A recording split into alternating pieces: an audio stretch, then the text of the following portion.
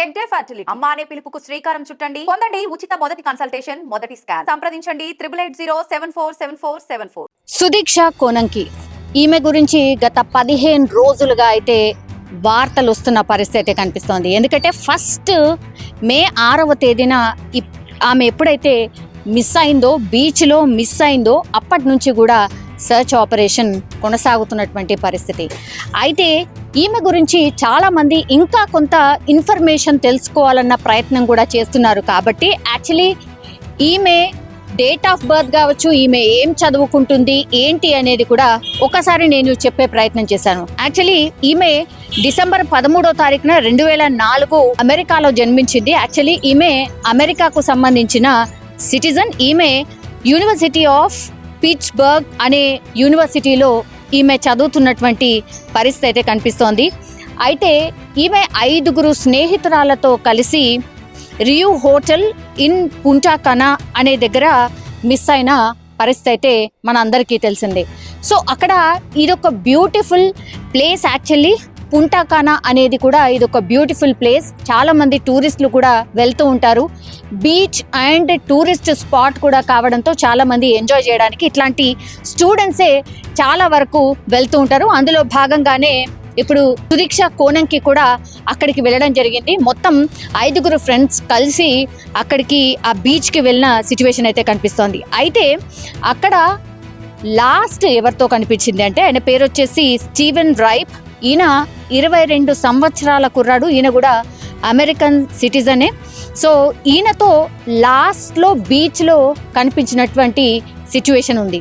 అయితే ఈమె ఈమె ఏజ్ వచ్చేసి కేవలం 20 సంవత్సరాలు మాత్రమే. యాక్చువల్లీ ఈమె భారత సంతతికి చెందినటువంటి స్టూడెంట్. సో డిసెంబర్ 13, 2004 సంవత్సరంలో జన్మించింది. కేవలం 20 సంవత్సరాలు మాత్రమే.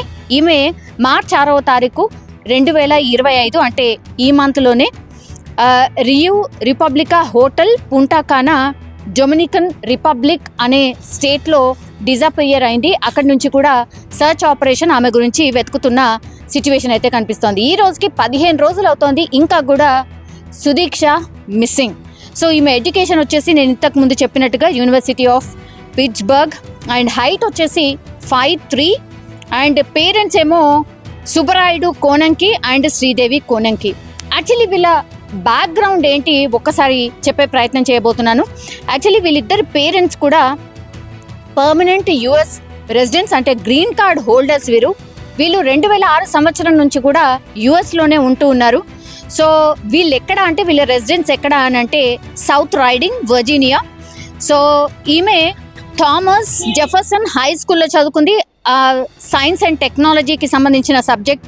అండ్ యూనివర్సిటీ ఆఫ్ పిట్స్బర్గ్ దాంట్లో బయాలజీ అండ్ కెమిస్ట్రీ ఆమె గోల్. అందులో ఆమె కెరీర్ని బిల్డ్ చేసుకోవాలనుకుంది. అంటే మెడిసిన్ ఫీల్డ్లో ఆమె రాణించాలనుకుంది. సో కేవలం 20 సంవత్సరాలు కాబట్టి ఆమె బయాలజీ అండ్ కెమిస్ట్రీ సబ్జెక్ట్ చదువుకుంటున్న పరిస్థితి. అయితే వీళ్ళందరూ కూడా ఈ 5 స్నేహితులతో కలిసి ఒక టూర్కి వెళ్ళారు. అది ఏ రోజంటే 3వ తారీఖుకి వాళ్ళు వెళ్ళినటువంటి పరిస్థితి.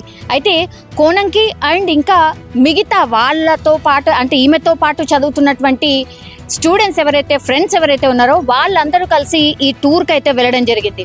అయితే వీళ్ళు డొమినికన్ రిపబ్లిక్ వాళ్ళు స్ప్రింగ్ బ్రేక్ అనే ప్లేస్కి వెళ్ళిండ్రు. అక్కడ రియూ రిపబ్లికా అనే హోటల్లో స్టే చేసిన పరిస్థితి అయితే కనిపిస్తుంది. అయితే ఈమె సుదీక్ష ఎప్పటి నుంచి మిస్సింగ్ అంటే మార్చి 6వ తారీఖున 3 గంటల ప్రాంతంలో ఈ 5 ఫ్రెండ్స్తో కలిసి ఆమె ఒక హోటల్లో, ఒక హోటల్ బార్లో వీళ్ళందరూ కూడా చిల్అవుట్ అవుతూ కనిపించిండ్రు.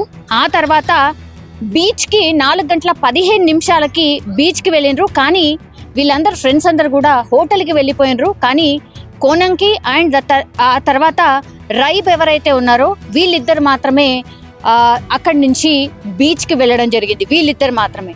అయితే వీళ్ళందరూ కూడా అరౌండ్ 5 గంటల ప్రాంతంలో పూర్తిగా అందరు స్నేహితులంతా హోటల్కి వెళ్ళిపోయినరు.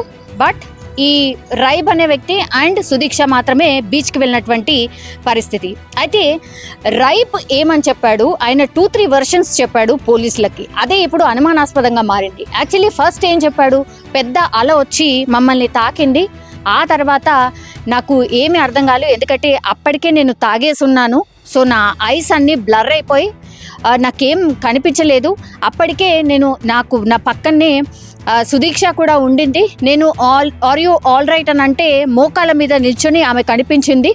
ఆ తర్వాత పూర్తిగా నేను ఆ అలల ధాటికి ఇట్లా వెనక్కి పడిపోవడం, ఆ తర్వాత నేను ఆ వాటర్ అన్ని తాగేశాను కాబట్టి నాకు వామిటింగ్ లాగా అయిపోయి నేను ఇంకా ఆర్ యూ ఆల్ రైట్ అని నేను సుదీక్షను అడిగిన తర్వాత ఎస్ ఎస్ అన్న తర్వాత నాకు ఇంకా ఏం సోయలేదు, నాకు అసలు ఏమీ అర్థం కాలేదు. నేను వచ్చి ఆ బీచ్లో ఉన్నటువంటి చైర్లో పడుకుండిపోయాను అన్నటువంటి మాట ఫస్ట్ చెప్పాడు. ఆ తర్వాత ఏం చెప్పాడు, సెకండ్ వర్షన్ ఇంట్రాగేషన్లో భాగంగా సెకండ్ వర్షన్ ఏం చెప్పాడు ఈ రైబ్. నెక్స్ట్ ఇంకో వర్షన్ పోలీసులకు ఏం వినిపించాడంటే, లేదు మేమిద్దరము బీచ్కి వెళ్ళాం, అవును కరెక్టే. ఆ తర్వాత పెద్ద ఆలోచి మమ్మల్ని తాకింది, నేను ఆ అల ధాటికి నీళ్లు మింగేసి నేను అన్కాన్షియస్ అయిపోయా, నాకు అసలు సుదీక్ష ఎక్కడుంది ఏంటి అనేది కూడా నాకు అసలు గుర్తు కూడా లేదు, వామిటింగ్ అయిపోయింది, నేను అక్కడే అన్కాన్షియస్ అయి పడిపోయానని ఇంకో వర్షన్ చెప్పాడు. సో ఇప్పుడు ఈ 2 వర్షన్స్ చెప్పేసరికి పోలీసులకు అర్థం కాలేదు, ఎందుకు ఇట్లా డిఫరెంట్గా చెప్తున్నాడు. ఓకే, తాగి ఉన్నాడు రైబ్ అనే విషయం అర్థమవుతోంది. ఈయన మీద అనుమానం కూడా అప్పటికి పోలీసులకు ఏం లేదు. కానీ లాస్ట్లీ సుదీక్షని చూసినా ఆర్ లాస్ట్లీ సుదీక్షతో పాటు ఎవరైనా ఉన్నారు అని అంటే కేవలం రైబ్ మాత్రమే, వాళ్ళ సీనియర్ అని చెప్తున్నారు. పెద్ద పరిచయస్తులా లేకపోతే అక్కడే ఆ ప్లేస్లోనే కలిశారా, ఇట్లాంటివన్నీ కూడా వార్తలు పెద్ద ఎత్తున వస్తున్నాయి. సో అన్నోన్, అక్కడ కేవలం పరిచయస్తుడు మాత్రమే అనే వర్షన్ కూడా వినిపిస్తోంది. సో అన్నోన్ ఏదో తూతూ మంత్రంగా పరిచయమైన వ్యక్తితోని సుదీక్ష బీచ్తోని చలో అని వెళ్ళిందా అనే వర్షన్ కూడా వినిపిస్తోంది. ఎందుకంటే వీళ్ళందరూ చిల్అవుట్ అవ్వడానికి, అట్లాగే హోటల్ బార్లో వీళ్ళందరూ కూడా కొద్దిసేపు మద్యం సేవించిన తర్వాతే వాళ్ళ బీచ్కి వెళ్ళడం జరిగింది. సో ఈ రైబ్ అనే వ్యక్తి సుదీక్షకు ఎన్ని రోజుల నుంచి పరిచయం ఏంటి అనేది కూడా పూర్తిగా పోలీసులు ఇన్వెస్టిగేషన్ అయితే చేస్తున్న సిచ్యువేషన్ ఇంకా కూడా కనిపిస్తోంది. ఇంకా సుదీక్ష కేవలం మిస్సింగ్ మాత్రమే. ఆమె చనిపోయినట్టుగా పేరెంట్స్ ఇంకా రకరకాల వార్తలు 15 రోజులు అవుతోంది.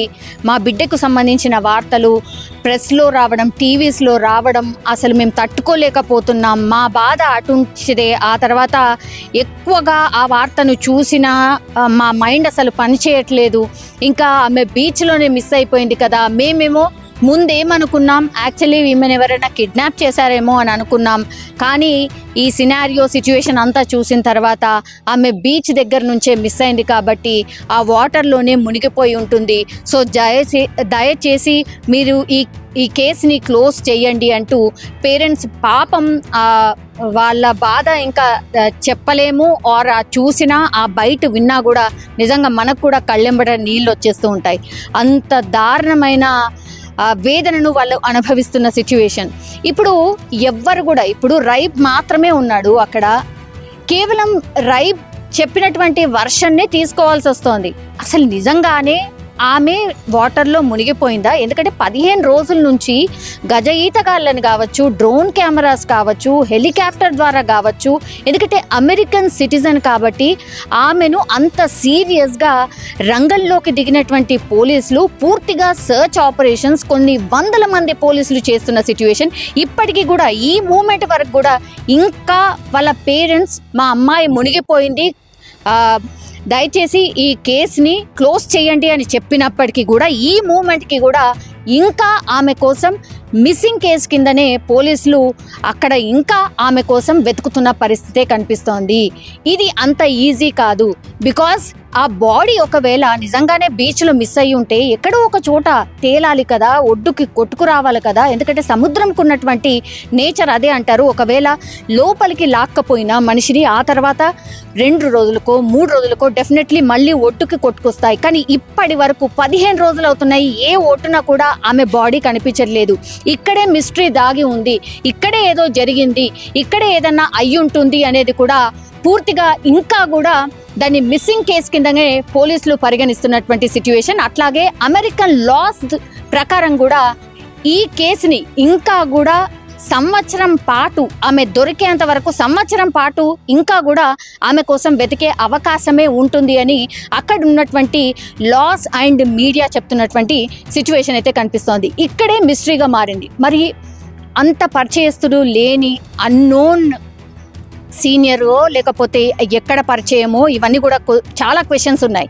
ఈ రైబ్ అనే వ్యక్తి అసలు సీన్లోకి ఎలా వచ్చాడు? ఇప్పుడు మీరందరూ కలిసి ఒక 5 ఫ్రెండ్స్ కలిసి మీరు వెళ్ళారు. ఆ ఫ్రెండ్స్ మాత్రమే గ్రూప్గా ఉండి గ్రూప్గా సేఫ్గా ఉండాలి. కానీ ఆడపిల్ల అయ్యుండి ఒక సీనియర్ మోస్ట్, అది కూడా ఒక్కతే, ఇంకెవరూ తోడు లేరు, కేవలం ఆ పర్సన్తో పాటు వెళ్ళడమే ఆమె చేసినటువంటి తప్ప అనే విషయం కూడా చాలామంది మాట్లాడుతున్న పరిస్థితి. సో ఎవరైనా పూర్తిగా తెలుసు, మనకు ఆ వ్యక్తి గురించి పూర్తిగా తెలుసు అంటేనే ఆయనతో వెళ్ళాలి. కానీ మీరు వెళ్ళింది గ్రూప్ ఆఫ్ ఫ్రెండ్స్, సో వాళ్ళతో పాటే ఉండాలి. కానీ ఇట్లా ఆమె అక్కడి నుంచి విడిపోవడం వల్లనే ఈ ఇన్సిడెంట్ అంతా జరిగింది అనేది కూడా చాలామంది ఈ వర్షన్ కూడా వినిపిస్తున్నారు. కానీ ఇప్పటికైతే ఈ కేసుని పేరెంట్స్ అయితే పాపం వాళ్ళ బాధ వాళ్ళది. సో వాళ్ళైతే ఇంకా మాకు ఎవరి మీద అనుమానం లేదు. ఈ మొత్తం అంతా అంటే అన్ని కోణాల్లో చూసినప్పటికీ కూడా, రైబ్ని విచారించినప్పటికీ కూడా ఎక్కడ ఆయన ఏదో చేసినట్టుగా ఎక్కడ కనిపించట్లేదు. సో ఆయన తప్పు కూడా ఏమీ లేదు అని పోలీసులు కూడా తేల్చేశారు. కాబట్టి ఇది ఎక్కడ కూడా మిస్టీరియస్ డెత్ కూడా కాదు, మిస్సింగ్ కేసు కిందనే దీన్ని పరిగణించి ఆమె కోసం వెతికే అవకాశమే కనిపిస్తుంది. కాబట్టి ఇంకా కూడా మిస్సింగ్ కేసు కిందనే పోలీసులు ఇంకా కొన్నాళ్ళు సుదీక్ష కోసం వెతికే అవకాశమే కనిపిస్తుంది.